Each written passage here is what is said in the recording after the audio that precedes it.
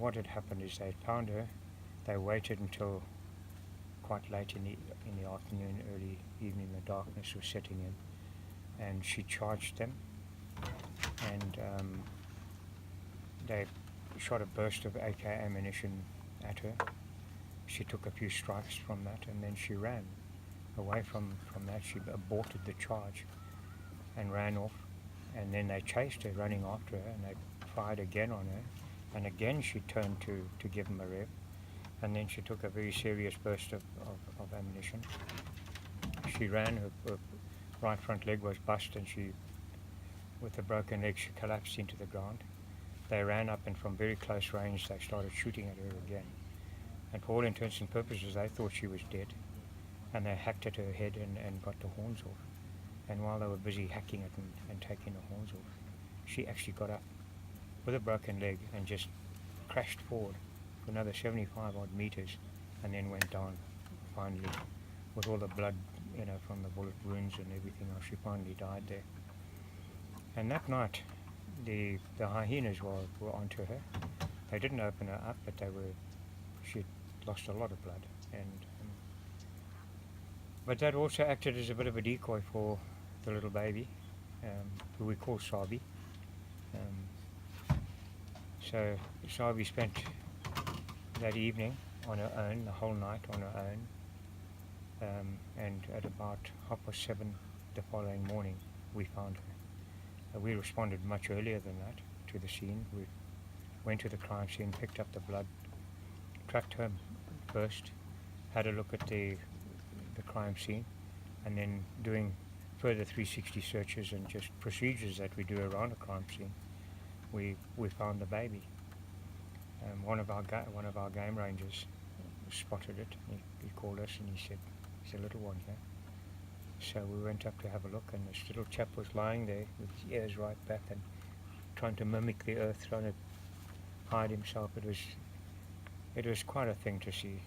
It really, really was. I mean, it's just amazing, this little bug, petrified and just lying absolutely dead still to mimic a rock. Can you believe it?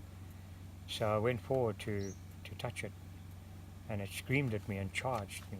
This little thing, and I put my hand there, and his back feet came off the ground, and so small. I mean, but he's a little bull, so he thought he'd give me a rev. And I put my fingers in his mouth and in his nostrils, and I just wiped it on my clothing. I thought that might help. And he spun around and screamed again, and came back to me, and then smelled me, and I touched him, and he immediately took my fingers into his mouth and started sucking on my hand.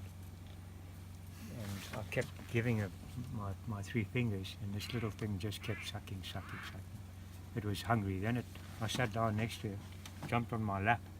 It was sitting on my lap with my 3 fingers in its mouth, and just really sucking frantically, and pawing me with its front feet, and took it off and walked it out. And walking it out, I'd walk it 100 meters or so and stop, and it just followed me like a little dog. And each time I stopped, I sat down, and this little bloke came back onto my lap, climbing all over me, just insecure. And it had attached itself to me then, and it bonded with me as for security. And I quite literally walked it out for 2 kilometers and handed it to a guy in the back of a vehicle, and they took it off to an orphanage to deal with that, to raise the little bloke. Yeah, that was Maria's baby. But it didn't survive. Ultimately, it didn't survive. No, it went to a place called Booby Valley. It's a conservancy, privately owned property with a lot of black rhino, and a hunting area. And they were looking after the little bloke there, Savi.